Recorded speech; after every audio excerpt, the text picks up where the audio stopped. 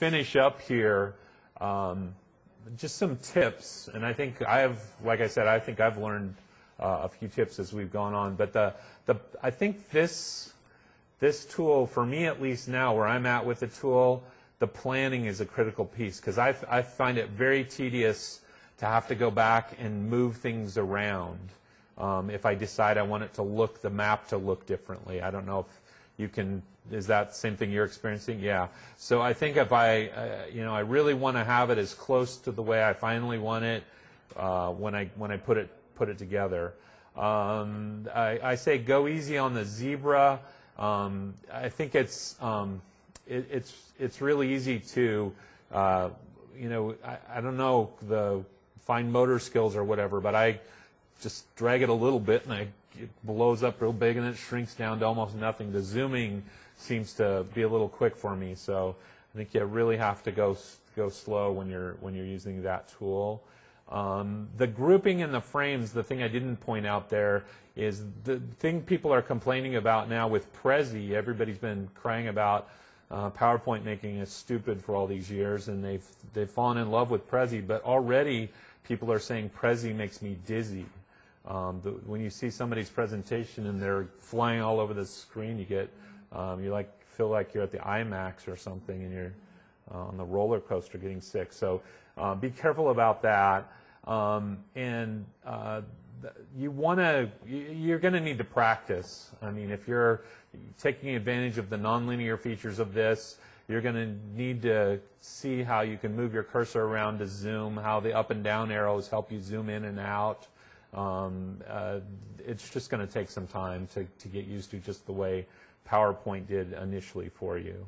And don't be afraid to mix PowerPoint and Prezi together. You might find the easiest way to make a Prezi the first time is to make a PowerPoint and then export all the slides out as PDFs.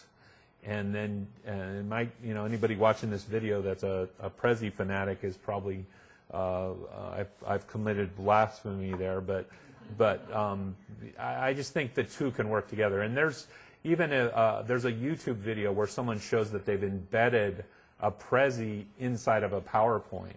So you might just have one thing in a PowerPoint that you want to take advantage of some of the nonlinear features, and so they were able to just embed it in there and move around on that one slide. Finally, I mean, my biggest frustration in trying to make this transition, or there were several times where I started with it, and then I'd just run into something where I wasn't quite satisfied with how it was framing things or whatever, and so I just stopped for a while.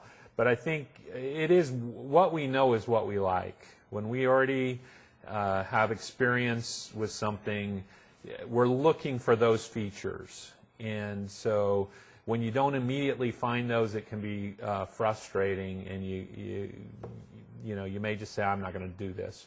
But I think it is worth, it's worth exploring. There are things that you can do with this that you can't do with PowerPoint, and so I think it's another tool for you to use in the classroom.